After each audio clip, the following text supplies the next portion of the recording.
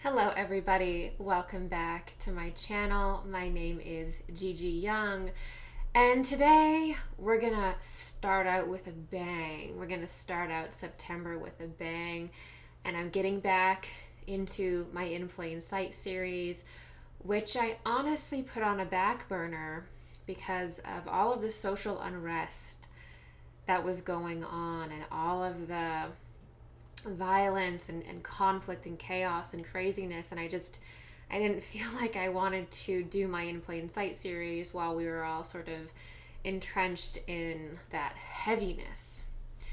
But I think that there are so many outright occult rituals being done. There are very public displays of the occult. And we really do just have to talk about it, because talking about esoterica, especially if it's esoterica and the occult used in negative ways, talking about it diffuses it, or it helps to dissipate the energy, especially talking about it properly from an educated place, place of understanding. I see a lot of people talking about the occult and esoterica, but from a place more of fear and superstition. And while it does raise awareness, and many times the research around this does validate that the occult exists in our society in a big way, it doesn't necessarily provide the correct underpinning to actually address many of these dark occult issues that we have going on. So it's very important that we talk about the dark occult, or talk about the inverted aspect of the occult, and how it's used and all of this kind of stuff, so that we can actually do something about it. Because if we're only approaching this from a really superstitious place, then we're not really talking about it from an empowered place. And if we really want to solve the issues with the dark occult in society, which I see trending all the time, anything to do with, the child trafficking eventually gets into that, and even the occult stuff is becoming mainstream. And so now that it's becoming mainstream, we really need to know precisely what's going on and how this works, so we can so we can address it quite precisely. And I do go into blood and blood sacrifice, because blood is often a huge part of occult ritual, especially occult rituals that access more chaos realms or the lower astral realms. Blood is often the substance that is used for that, because it's the easiest way for lower astral entities to gain power. They can't really do anything outside of sort of I would say, the level of blood in the human. They can't really see or access the spiritual depths and densities. It has to be sort of the more physical stuff that they access.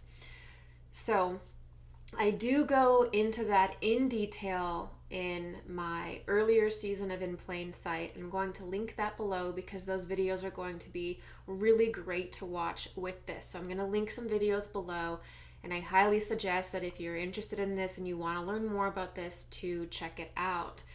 But this question was actually inspired by a wonderful person on Twitter called Maggie Kaz, and you asked me this week, you said, Gigi, I want to ask you about sacrifice. I know you touched on blood sacrifice in your series, but I want to know about sacrifice generally.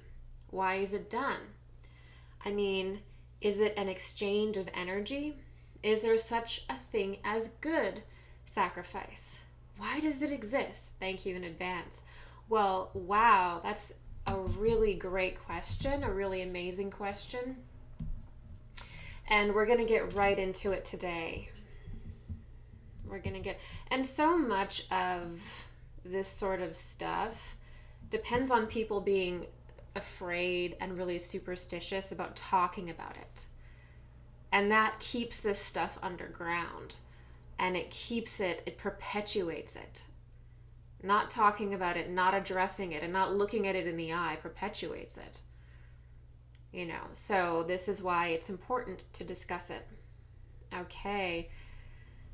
So you mentioned in your question, Maggie, you said, why is it done? Is it an exchange of energy? So that's exactly what is going on with sacrifice. You intuitively hit the nail on the head here. Sacrifice is all about energy exchange. And in fact, as human beings, in order to access the spiritual realm and gain information and gain energy, and I mean like just information can be just like wanting to know what your life purpose is. It can be more Akashic reading, where you're looking for the truth about Atlantis or Lemuria or lost civilizations or your past life. I mean, anytime you're diving into the higher densities to retrieve information that you don't have integrated in your being right now. So anytime that we really want to forge a new path into the cosmos, or we want to pop through the 3D dimension and go into the higher realms to access, Kundalini energy, or like I said, information, there has to be some kind of alchemical process. And this alchemical process is also called sacrifice. That's how we experience an alchemical process sometimes, is that it's like in order to bring a new energy into your life, you have to go through a little bit of an ego death. So in order to really become that person that you want to be, sometimes you have to go through what feels like a literal death of a bad habit, or just a part of you that no longer serves you. A part of your ego that no longer serves you has to die, and then you are imbued with more of your soul energy. You have more access to your life purpose with clarity.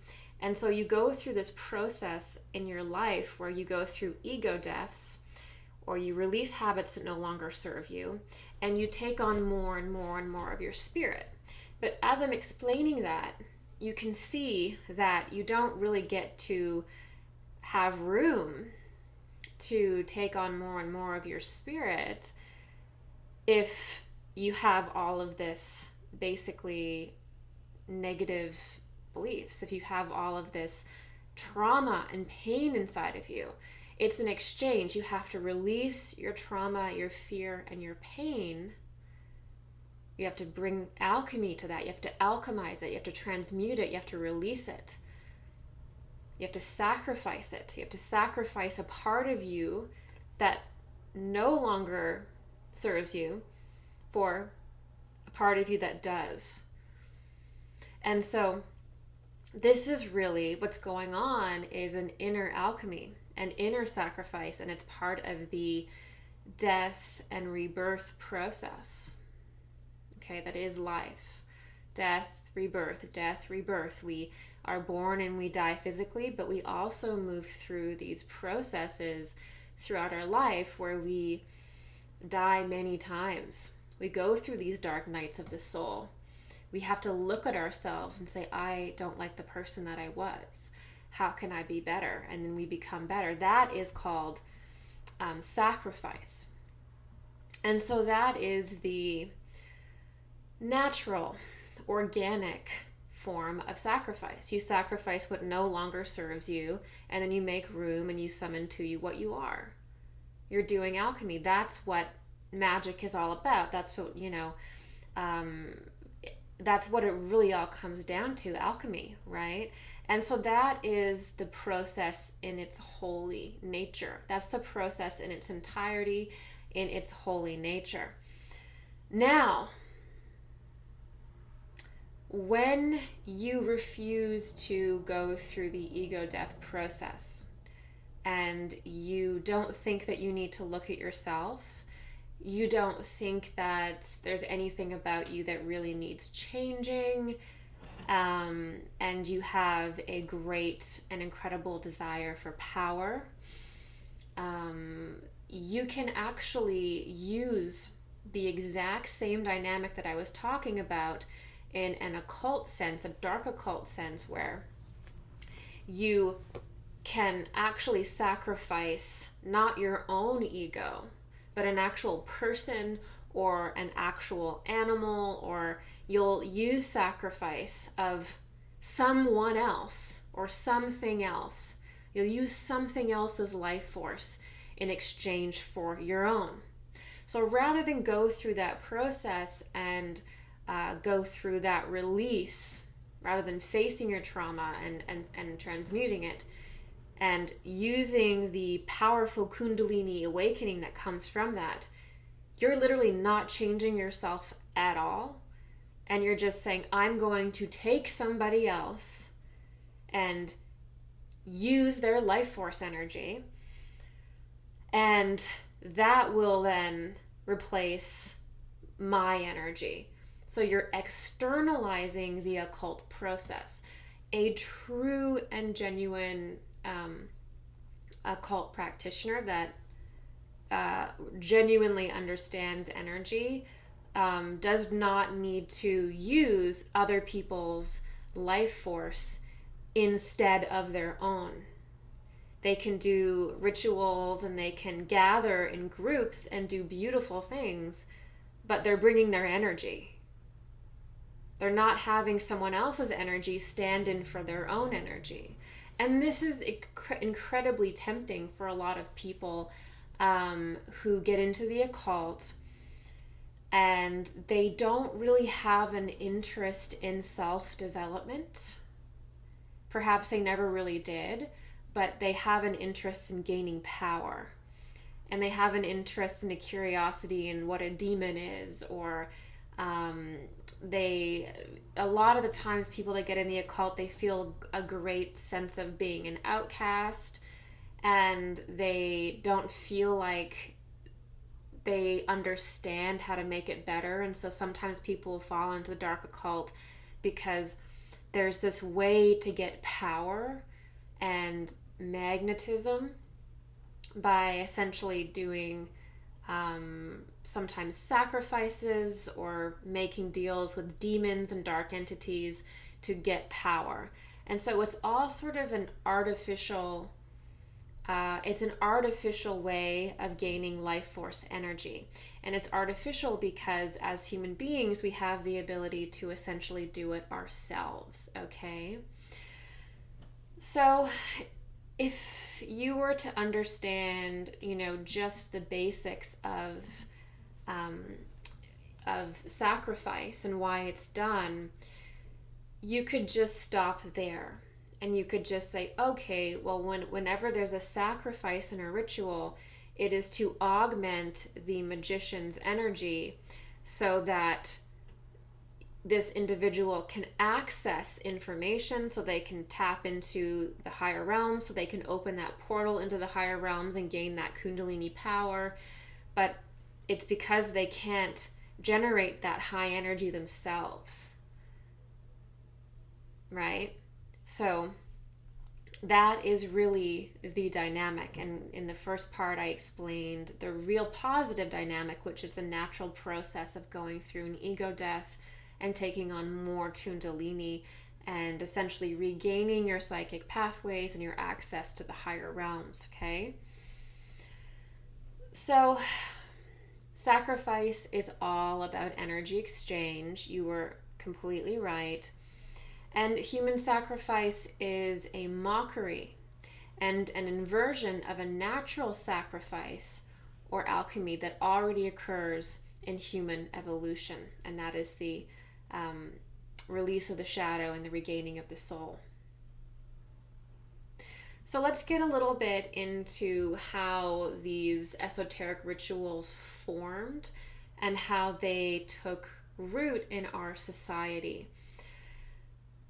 So, by understanding this history, and I'm just going to go very lightly in it because this is literally thousands and thousands and thousands of years of this practice evolving and different locations where it's taken root. And you can pretty much find it in every civilization. There's going to be a pocket of it that really comes to a head in usually dark ages. But let's just get right into the history so that we can understand this a little bit more. So the first real kind of magic and ritual that humans began to experiment with was in Mu or Lemuria. And that was a time on the planet that human beings were really just coming into solid form, and they were just beginning to express nature. And they were just beginning to be individuals and independent from the Godhead, really, in this density. And so there was this great desire in Mu, in Lemuria, to express nature.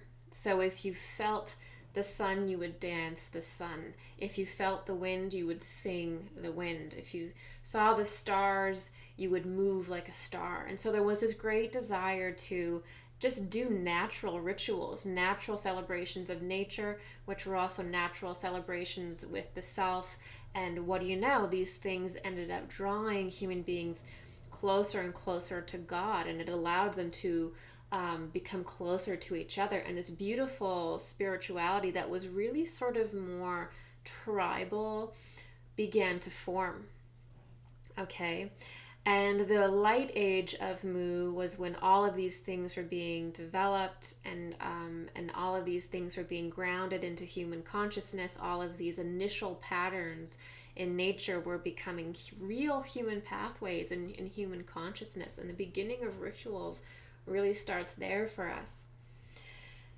And then the Lemurian Dark Age happened. And this was a very dark time. It was the dark age of the matriarchy.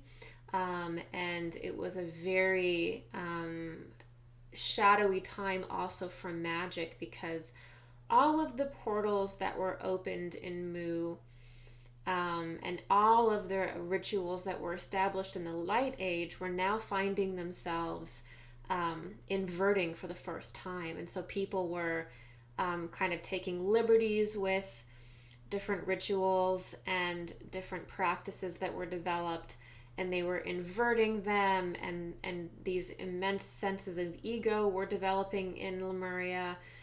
And so we have the first reversal of ritual there, and we have some very important portals that were formed that began to go dark as well. And so, but there wasn't really quite an understanding of what was going on yet. Okay. And then we move into Atlantis, the Atlantean period.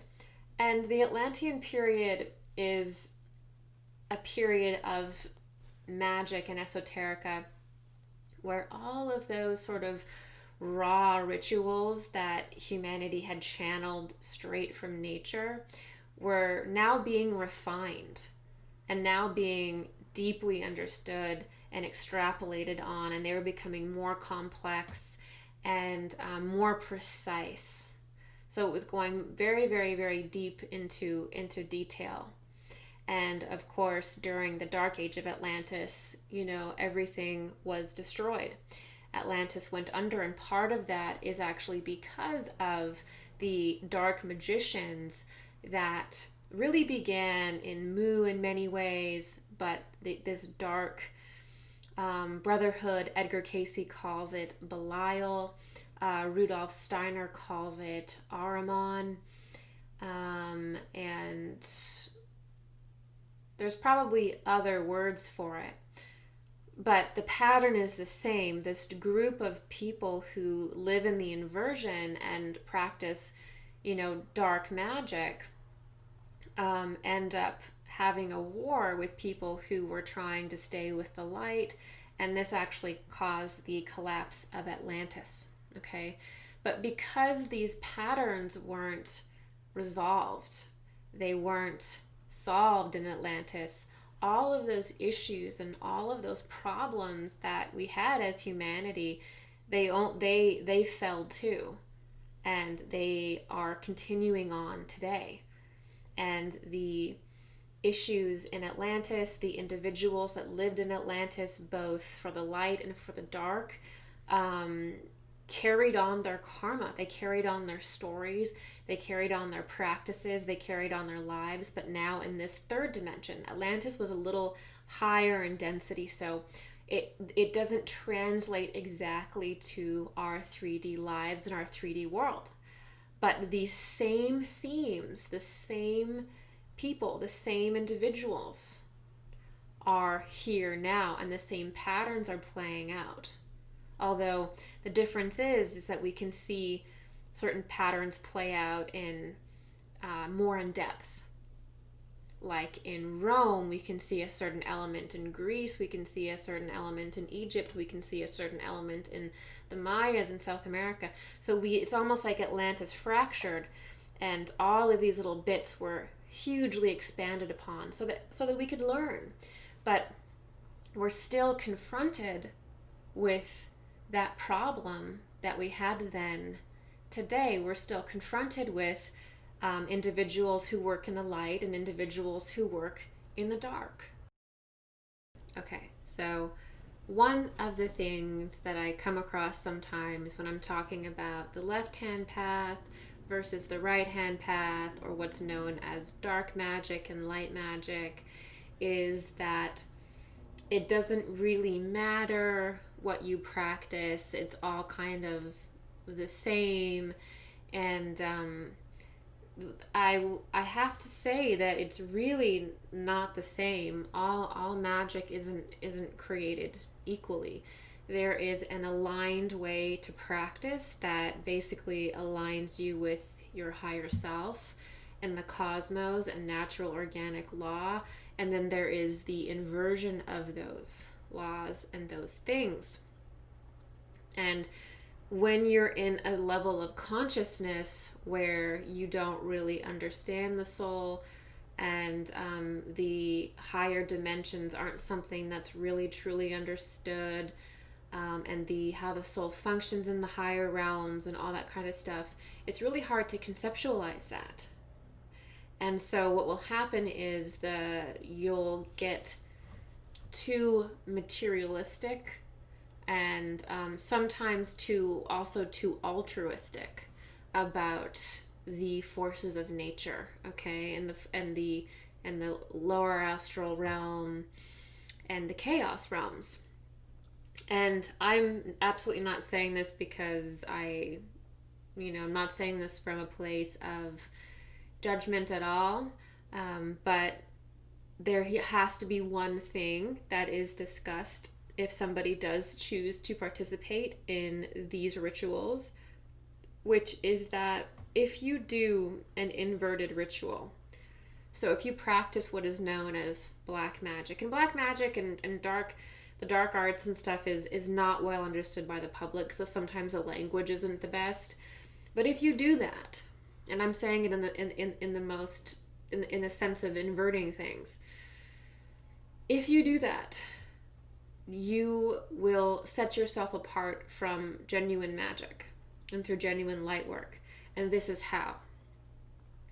You will end up dissolving your life force energy in this life.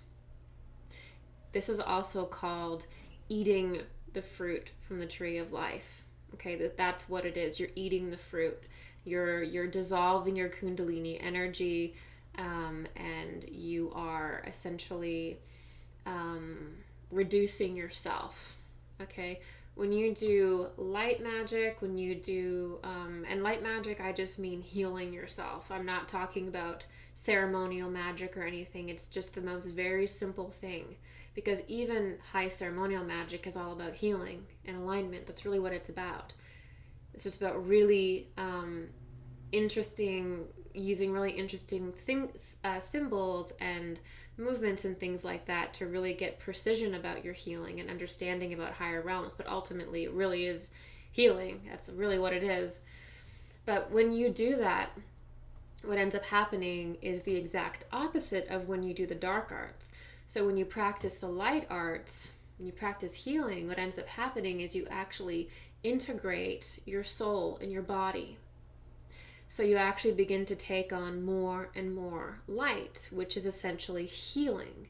You begin to reach embodiment, and you do this through that work.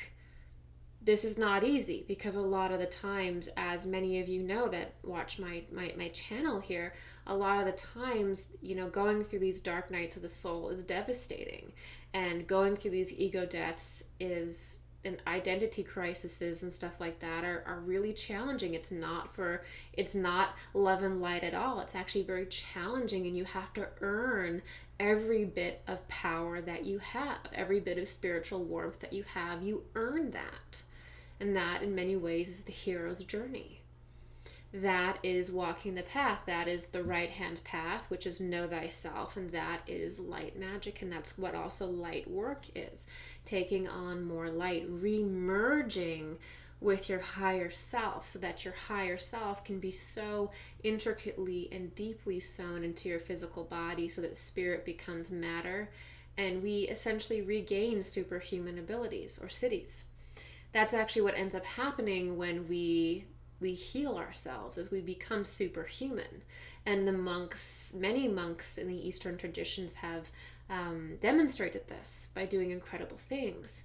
But it also exists in the Western tradition as well, with Christ's resurrection and surviving death and the miracles that he did.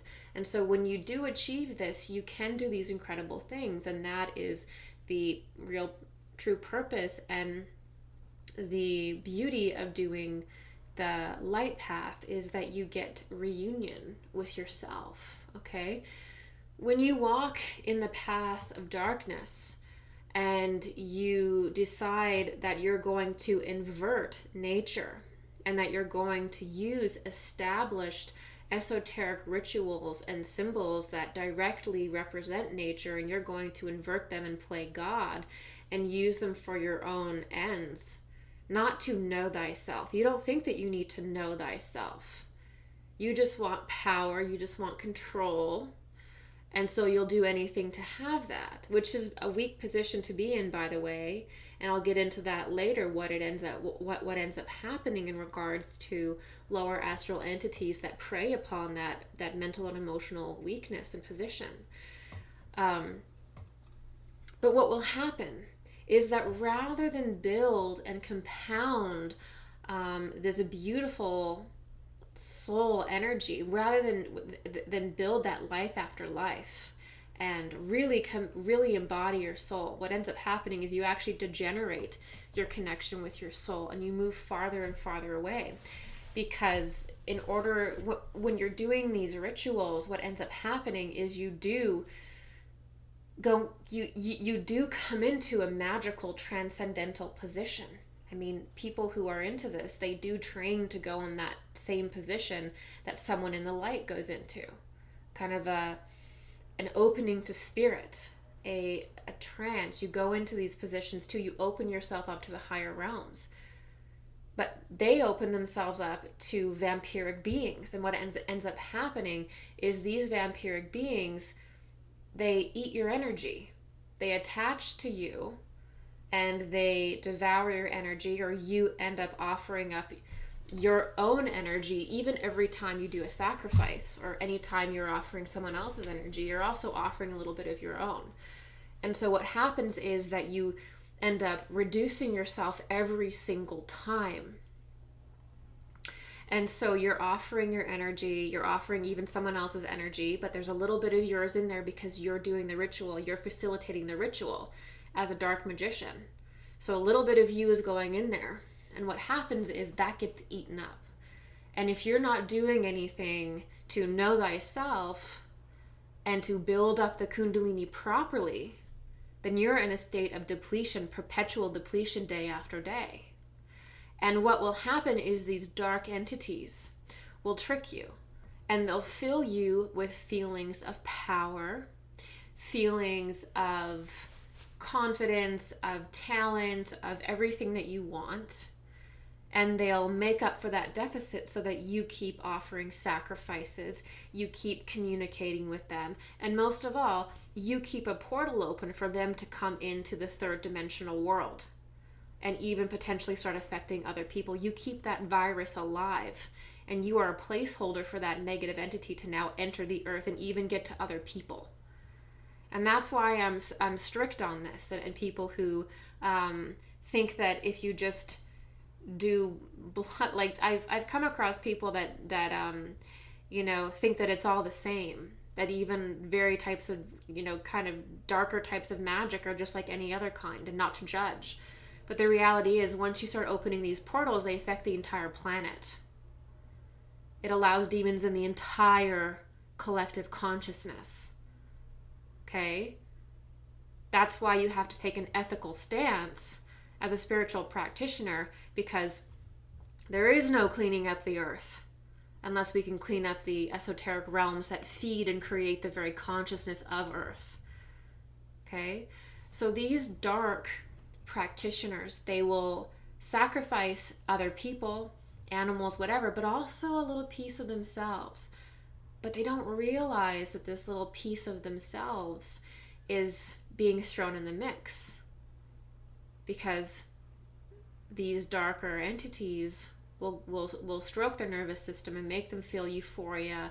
They'll make them feel incredibly powerful in a very shallow way. Like if you are someone who's a meditator, if you're someone that's working in the light, you would be absolutely disgusted by the kind of high negative entities give you. It's very shallow, it's very frantic, it's very chaotic, it's very primitive. It's not the same thing as like a deep spiritual bliss that is so powerful you just can't help but be creative, and they're very different things. Okay, so they kind of fill people with this very chaotic manic energy, but that's better than the state that they're in day to day. So they don't realize that part of them is being depleted. Okay. And again, this is trickery so that they continue to allow them to be here. They continue to provide sacrifices, because these beings that live in the lower astral realm, the lower part of the astral realm, or what's known as the chaos realm, are disincarnate entities. They're very troubled, and they need human energy or other people's energy in lower dimensions to feed on. Without that energy, they literally would implode. They need it. They need it for survival. They have no ability to channel God themselves. They have no ability to channel ki, chi, prana themselves. They have chosen not to. It's not that they can't. It's that they believe that they are gods, and they have chosen not to. Okay, there's a difference there. So this is also why it's called selling your soul, is that you're essentially giving a little piece of your soul every time you make contracts with these beings, anytime you summon them, anytime you do these rituals for them. You're essentially giving them a little piece of your soul. You're doing an exchange. You're selling your soul.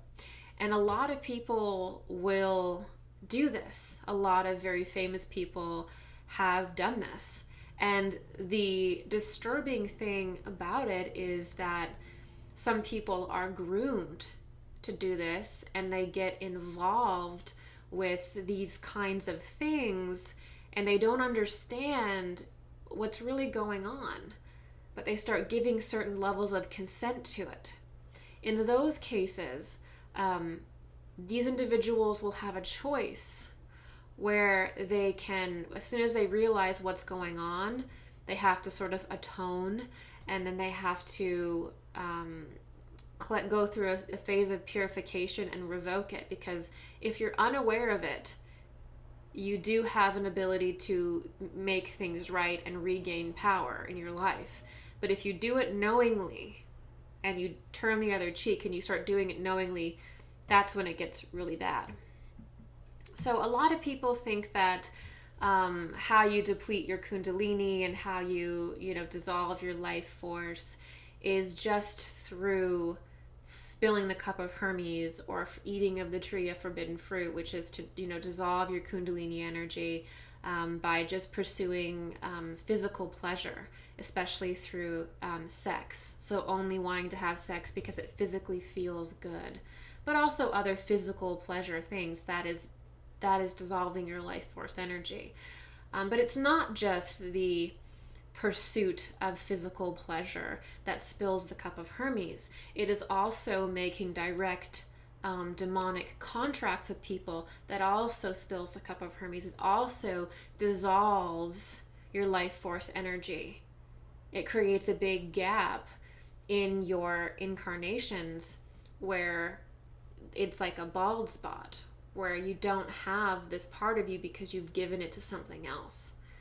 So that is another way that we can spill the cup of Hermes, okay? And these lower beings are sort of the ultimate black widows, or the ultimate predators, the ultimate vampires, the ultimate parasites. Because when you are of no use to them, so when for whatever reason in your life you can't facilitate any more sacrifices, you no longer have any life force energy yourself, what they'll do is they'll just completely suck you dry. Dark entities don't care about you. They're like an addict. They just want to have your energy. And once you are no longer giving them what they want, they will suck you dry. And this is why sometimes you'll see practitioners of the dark arts in their later years. They look very crazy. They look insane. They look very troubled, or they look way, way older than they should. And that's because of this dissolving of life force energy that happens when you practice the dark arts. Okay, so let's get a little bit deeper into the exact exchanges that happen when you practice sacrifice. So earlier we talked about sacrifice as alchemy, and that there is a positive aspect of sacrifice, which is literally being reborn, which is sacrificing your ego for your light. And this is very natural. This is how we increase our capacity for light, actually, is we sacrifice up our darkness so that we can build the light. That's what it's really about, okay? And then we got into how when you start getting into the dark arts, that whole thing starts to invert, where people still want that power that light offers you. Because let me tell you, if you have a high capacity for light, you are a powerful person. You can influence the world. You can influence people. You have power. People want that. People see that and they don't have it and they want it. So they're going to do an inversion of what you're doing and use someone else's energy to try to access some weird inversion of that process. Okay, so that is the ultimate foundation. But let's get into exactly the kinds of things that happen when you do a sacrifice, okay? So, for example, one of the things that can be exchanged, because it's not just power, of course you'll get power, like a very shallow, it's not power, it doesn't compare to genuine spiritual earned power. It's just a facade. It's just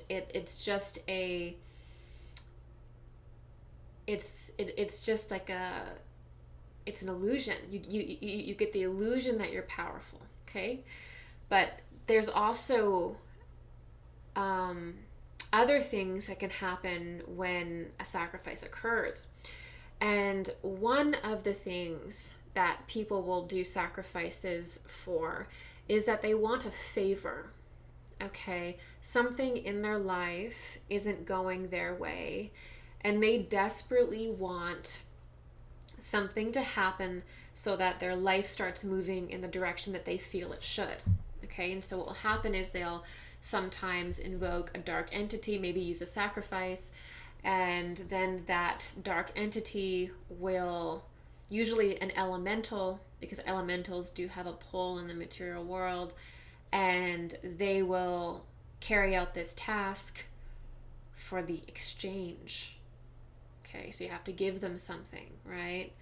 And my best example of this is, the first thing that comes to mind that really illustrates this well actually involves famous people. So in this case, it is Jack Parsons, he was a rocket scientist. He founded the Jet Propulsion Laboratory, which ended up becoming NASA. And actually L. Ron Hubbard. And L. Ron Hubbard is the sort of notorious founder of Scientology. And truth be told, Jack Parsons, the original founder of NASA, the rocket scientist, and L. Ron Hubbard used to be friends. They were amigos. They were buddies. Okay?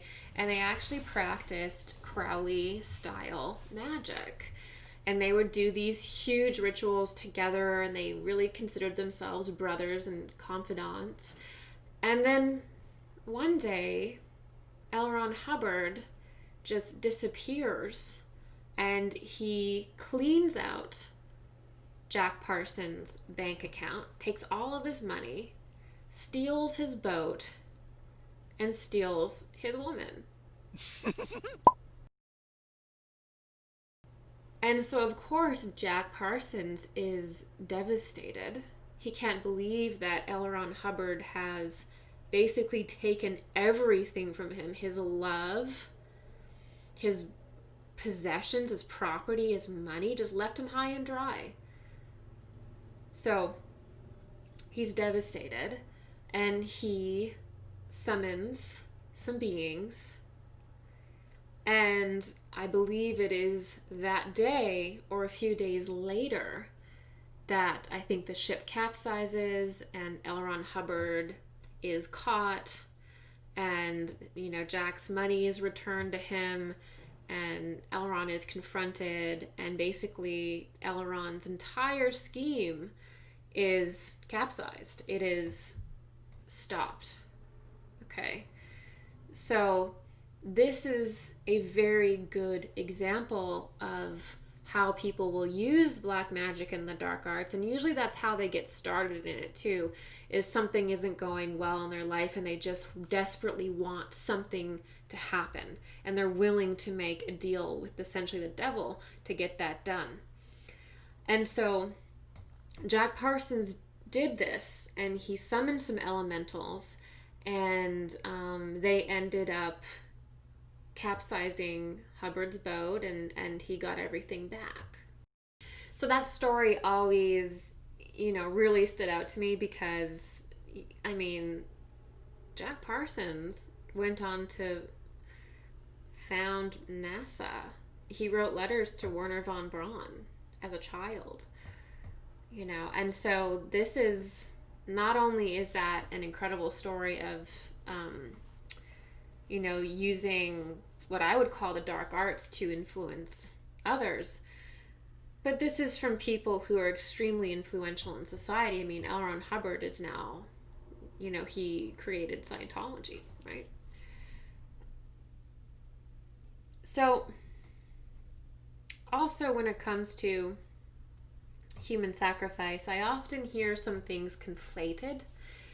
And one of the things that is conflated is with human sacrifice, there's also the consumption of fluids. So the consumption of blood or the consumption of the psychic secretions. The consumption of secretions is to replace the depleted secretions within individuals that basically have no spiritual power. Just because you have no spiritual power anymore doesn't mean that the craving for it goes away. You absolutely do, but the harvesting of secretions is a little bit different. that's not necessarily a sacrifice, because in a sacrifice, a lot of the life force energy is given to an entity or a being that's beyond the veil, and a lot of that life force energy is going to a dark entity, or it's going directly to facilitate opening a portal. And there's only so much energy that an individual has. So while the harvesting of secretions, whether it be blood or whether it be, psychic secretions, that does happen, and that is absolutely a dark magic practice. But it's not the same thing. It is distinct from sacrifice, okay? Although I do see them conflated. I'm not going to get too picky about that, but I just wanted to point out the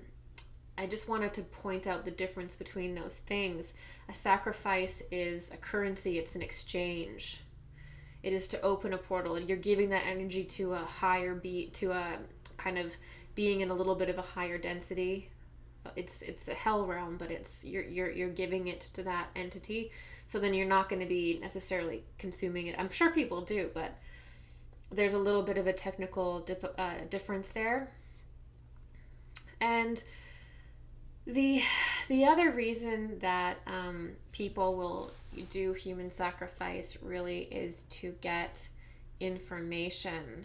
So one of the things that tends to pain individuals who practice the dark arts is they come into this sort of stagnancy. They come into a creative stagnancy. And of course they don't know that's going to happen when they go in, but they end up becoming stagnant, and this leaves them in a really bad position, because if you want to be powerful, you have to be able to essentially predict the future in certain ways. You have to be able to access the new windows and pockets of cosmic information that's always streaming into the planet. So you have to read cosmic rays. And all of that stuff is basically through exalted psychic abilities. And when you practice dark magic, you don't really develop psychically anymore. You basically develop to a certain point that your soul has already achieved, perhaps in other lives. If you're doing dark magic, you kind of peak in your development where you have in your last life, and you never go beyond it, and you actually start to lose your abilities. So you actually start to dissolve them. Okay, so you get lower and lower and lower, and in other lives you'll have to make up that ground. But you never develop more abilities. You never get closer to your soul. You never add on. So you're in this place of perpetual depletion, which is not good, because that means you don't have that creative energy. You need to have a high amount of spirit in your being, spiritual warmth, to influence ether and open those portals to the higher realms to channel authentic creative information. Human ingenuity and human creativity comes from the ability to charge yourself with light. This is what happens whether you realize it or not. You are charging yourself with light, and you are shooting into the higher realms, and that light resonance is pulling to you information, and you're essentially channeling God.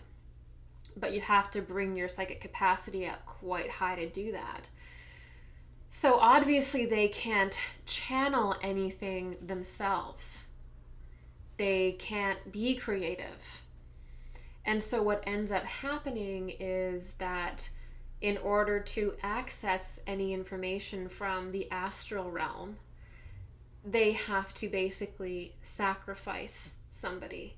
They have to make a sacrifice in order to get that same creative. It's not even the same, it's actually going into the lowest level. And so they have to do that in order to access anything creative, is they have to basically steal it through sacrifice. And so another reason why people practice human sacrifice or sacrifices is to actually get information. So they'll burst into the astral plane and they will basically try to download the information from there, either through the being that they're the person that they're taking life of, or just through certain streams of information that exist there. So that is basically human sacrifice. The principle is the same whether you're sacrificing a chicken or a cow or cat or whatever it is. It's the same thing. Obviously, there's a lot more power for these individuals in a human sacrifice, especially the more innocent the human. And again, I do go into this in season 2 of In Plain Sight extremely deeply. And I thought it would be a good idea to now give you guys an example of the culture of human sacrifice that exists on the planet. And this is going to be through a lecture from Rudolf Steiner. And I'm going to read it to you guys. And it is about a very specific occult group that formed in South America. And this is after the fall of Atlantis, where this sort of black magic was really obviously taking root. This antichrist energy, this inversion of the Christ energy, and really started to take root in South America. And while I'm reading this, you're going to notice that the language is a little different. I mean, Rudolf Steiner is a German mystic, and his works are translated from German into English, so sometimes the translations isn't exactly, they're great translations, but sometimes it may not be exactly what it is. And also, he uses the term Ahriman. And if you've seen me on my channel, I do use this term as well. I think he uses the term brilliantly to differentiate a type of dark entity that exists. And so he uses it. He uses the term Ahrimanic.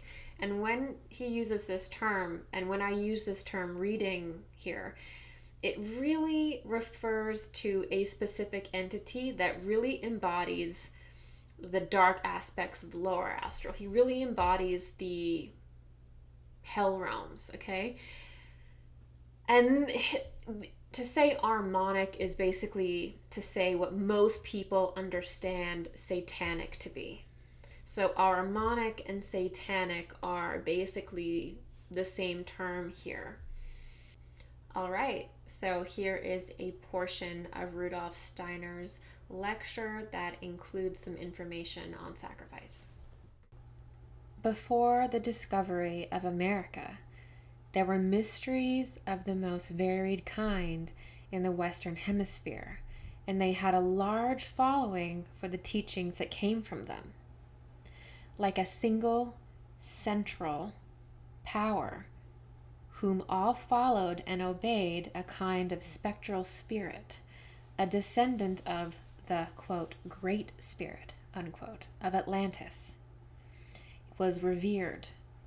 This spirit had gradually assumed an Ahrimanic character because he still worked with the forces that had been right in Atlantis, or were already Ahrimanic there. When the Atlantean spoke of this great spirit, he expressed it, as we have seen, in a word that sounded something like the word Tao. This word is still preserved in China. An Ahrimanic caricatured counterpart appeared in the West as an opponent of the great spirit Tao, but he was still connected with him. He worked in such a way that he could only be made visible through atavistic visionary perception. But whenever they desired his presence, he always showed himself to those persons connected with the widespread mysteries of this cult, so they could receive his instructions and commands. This spirit was called by name that sounded something like Tautel. Tautel was thus an harmonic distortion of the Great Spirit, a mighty being and one who did not descend into physical incarnation. A great many men were initiated into the mysteries of Tautel, but the initiation was of a completely harmonic or satanic character. It had a quite definite purpose and goal, which was to rigidify, and mechanize all earthly life, including that of humans, to such a degree that a special Luciferic planet, which has already been referred to in these studies, could be founded above earthly life. So this separate planet, sometimes I believe what he's referring to is called the eighth sphere, is formed from these dark inverted rituals, this sort of inversion of the Great Spirit, this shadow practice that mimics the Great Spirit. The souls of men could then be drawn out of the earth by force and pressure. As we described yesterday, what the harmonic powers were striving for in the civilization of Rome was only a feeble echo of those who, under the leadership of Tautel, set to attain, and it is much more fuller and wider measure by means of the most frightful magical arts. The goal they aimed to achieve was to make the whole earth a realm of death. A realm of death in which everything possible would be done to kill out independence and every inner impulse of the soul. In the mysteries of Tautel, the forces were to be acquired that would enable men to set up a completely mechanized earthly realm. To this end, one had, above all, to know the great cosmic secrets that relate to what works and lives in the universe and reveals its activities in earthly existence. You see, this wisdom of the cosmos is fundamentally in its wording always the same, because truth is always the same.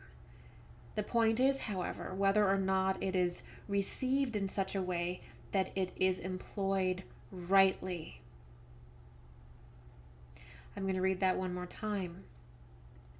The point is, however, whether or not it is received in such a way that it is employed rightly. So what Steiner is saying here is that the universal laws are the universal laws. They are what they are. But the real question is whether or not it is received in such a way that it is employed rightly. Now this cosmic wisdom, which was intrinsically not evil, but held holy secrets hidden within it, was carefully concealed by the initiates of Tautel. It was communicated to no one who had not been initiated correctly by the Tautel method. When a candidate had been initiated the correct way, the teaching concerning the secrets of the cosmos was then imparted to him. Now it was necessary for him to receive these secrets through initiation in a quite different mood of the soul. He had to feel in himself the inclination and desire to apply them on earth in such a way that they would set up that mechanistic, rigid realm of death. It was thus that he had to receive the secrets. Nor were they communicated except on one special condition. The The wisdom was imparted to no one who had not previously committed a murder in a particular matter. Moreover, only certain secrets were communicated to the candidate after the first murder, but further and higher secrets were imparted to him after he had committed others.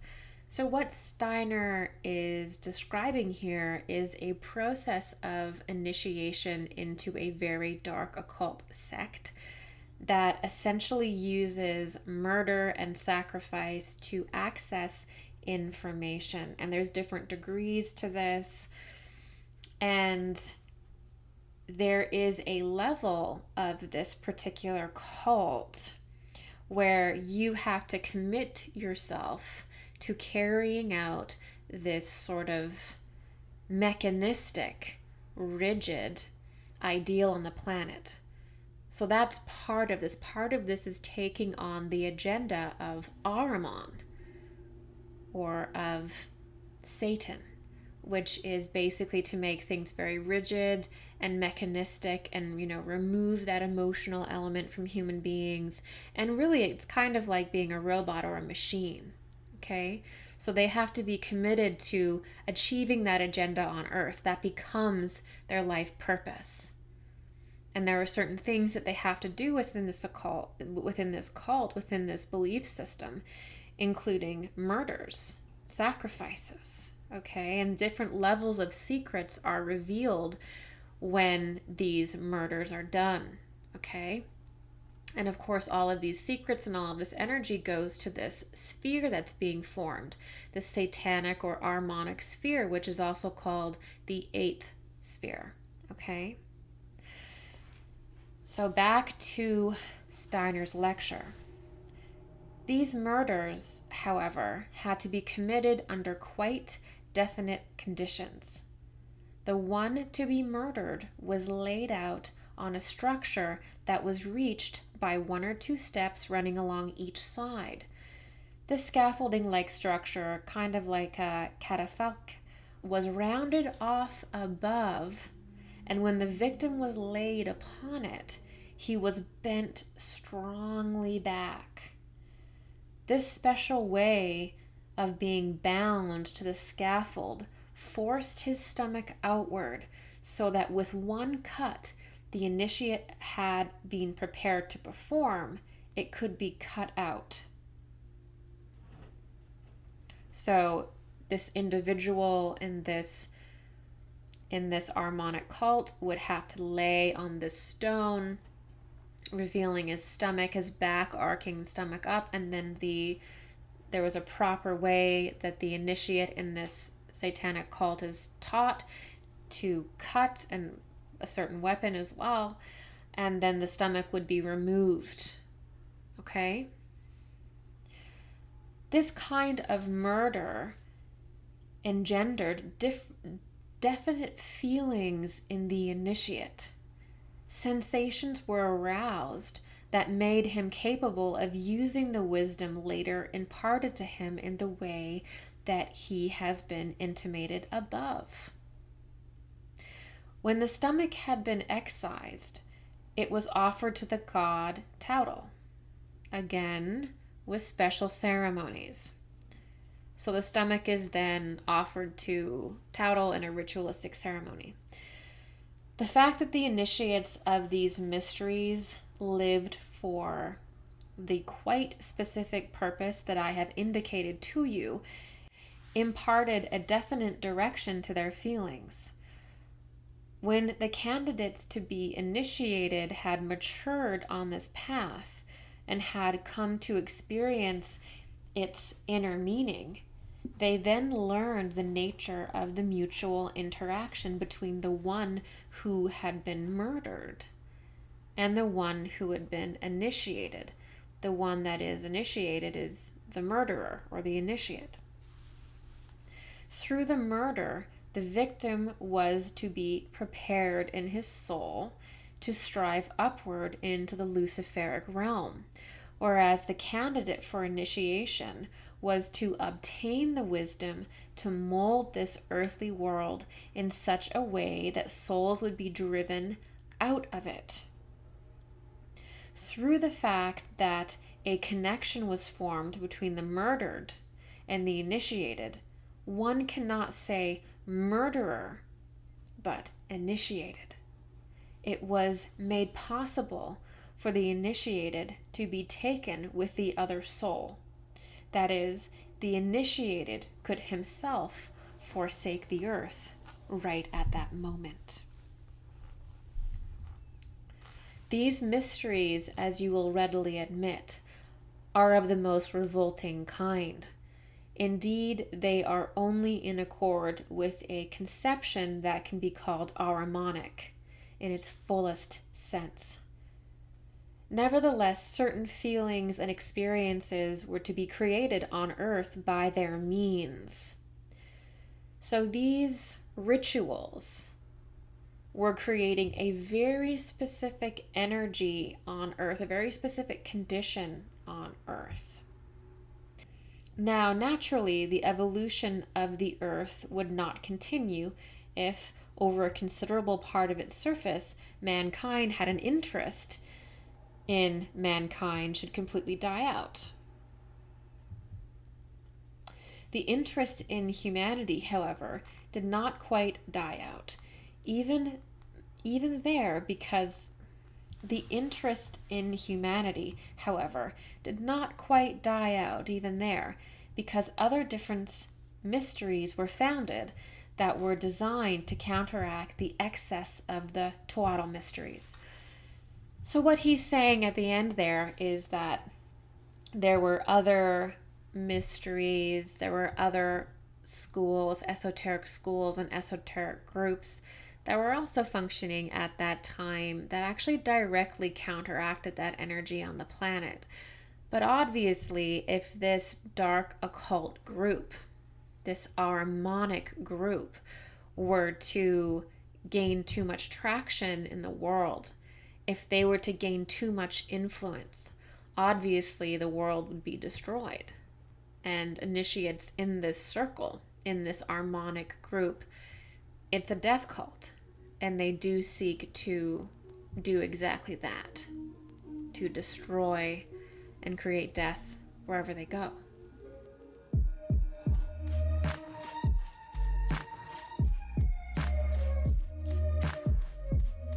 Thank you so much for joining me today. Obviously, this is a challenging discussion, but if we can understand what sacrifice is and why people participate in it, why people do it, and some examples of it in our society, we can address it and we can face it head on, because the worst thing we can possibly do is to be ignorant of this, superstitious of this, and afraid of this.